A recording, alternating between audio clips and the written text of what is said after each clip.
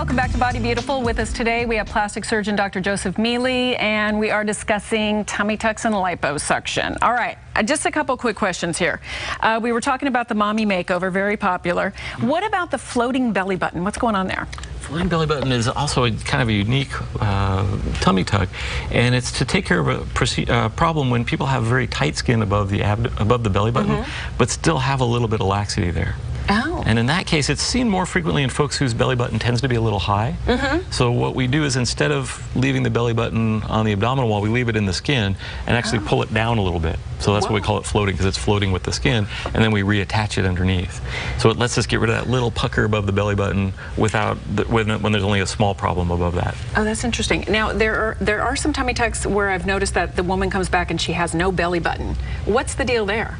Yeah, I like keeping the belly button. Yeah, I know. I've had a few patients ask to not have one, though. Really? Why would you not want a belly button? And I think there are some situations where there's been a hernia around the umbilicus, or there's been previous surgery there, where there's some question whether the umbilicus, the belly button, is going to survive the tummy tuck. And in those cases, we'll just decide ahead of time, we're just not going to have a belly button. That doesn't mean you can't have one later. Oh, okay. Because you can go back and reconstruct a belly button. That's good, because it's a little alien looking to me. It is a little odd. Fleur-de-lis tummy tuck, what's that? Fleur-de-lis is for when there's more skin. So we talked about the floating belly button when there's just a little bit of skin. A fleur-de-lis is usually after post-bariatric surgery, when a lot of weight has been lost, and we're wanting to bring the skin together side to side, especially in the upper part. So instead of just the incision down below, it also has an incision running up. And if you look at the pattern of the skin that's removed, it's kind of in the shape of a fleur-de-lis. Oh, okay. That's where the name comes from. Thought maybe you got a cool fleur-de-lis tattoo or something with your procedure. It could happen. Free fleur-de-lis. All right, one more quick question on that. How long do these procedures last? The procedures, tummy tucks usually last a lifetime. It's unusual to have to go back and redo them. The times when they're redone, usually because there's been additional weight gain and loss or additional pregnancies. And at your office, you do everything. I know we're talking tummy tucks and lipo today, but you do everything. I specialize in the cosmetic aspects of plastic surgery. Wonderful. So if anybody has a question on anything else, you can always talk to you about it. Be happy to. All right. Well, did you know there was going to be a quiz? No, I did not. Yay. Is it a pop quiz? There's a pop quiz. Okay. It's true or false, so that's easier. Okay. All right. True or false? There is no normal age when a tummy tuck is performed. There is only one way to perform a tummy tuck. You'll be able to see the results right. Oh, those are all the questions. Those are all the questions. Okay, sorry. All right, let's go with the It's true. There isn't one age that people get tummy tucks. All right, liposuction is safer than a tummy tuck. True or false? False.